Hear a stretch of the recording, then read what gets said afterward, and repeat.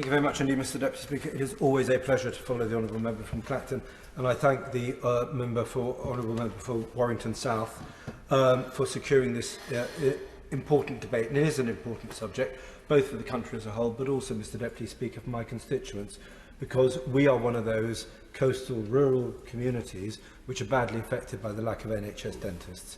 Islanders are facing a serious dentistry issue.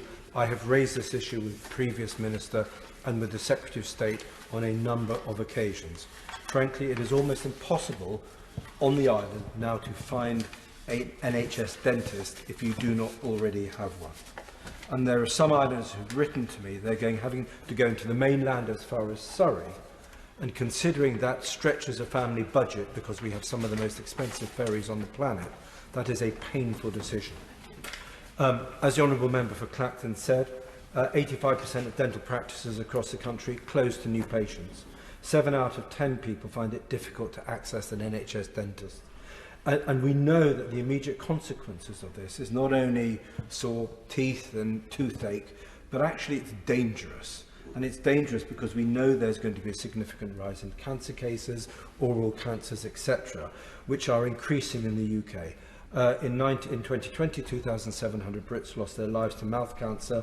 The lack of dental appointments means that we're not going to be able to spot those cancers early on, and those figures are likely to increase. And very sadly, we had a case on the Isle of Wight with somebody who was diagnosed late and then sadly misdiagnosed with now untreatable cancer.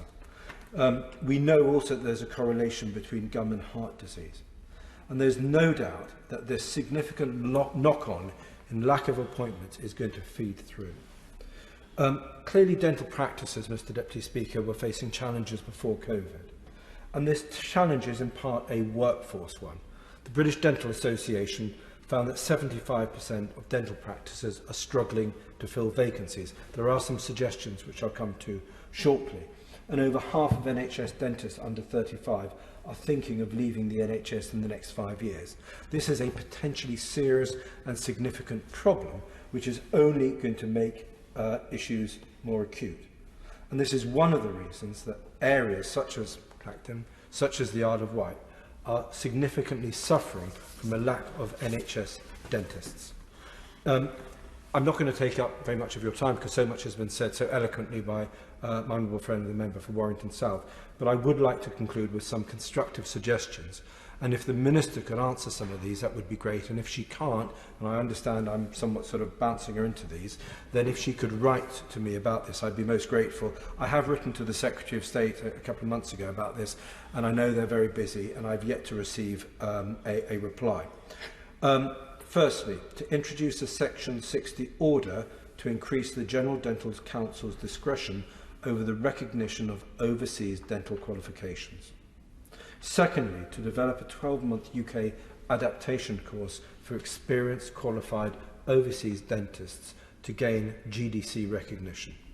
Thirdly, to maintain the mutual recognition of professional qualifications, MRPQ, with EEA countries indefinitely and extend that to overseas territories, potentially as part of future free trade agreements has been mentioned. Fund a, potentially the most important, fourthly, to fund a catch-up programme of overseas registration exams to make up for missed opportunities during the pandemic, with a view to immediately recruiting 1,000 additional dentists within 12 months. And that could specifically be targeted at the Indian subcontinent, which, according to all the dentists and dental experts I speak to, A, produce very high standards of dentists, and secondly, overproduce the number of dentists that they need. So we are not talking about depriving another country of their dentists, but we are talking about basically getting a job lot of 1,000 subcontinent dentists who speak English, who are very well trained, who maybe will be, some of whom would be eager to work in this country, and getting those people in now. Fifthly, to introduce an expedited 6-month performers list validation by experience programme for candidates with more than 1,500 hours of dental experience. And finally, to accelerate changes to dental therapists' scope of practice to allow courses of treatment without prescription from a dentist. Now, I know that others have spoken eloquently about the need to change the contract. So what I'm focusing on here is how that we can, in the short and medium term, dramatically increase the numbers of dentists that we have in the country.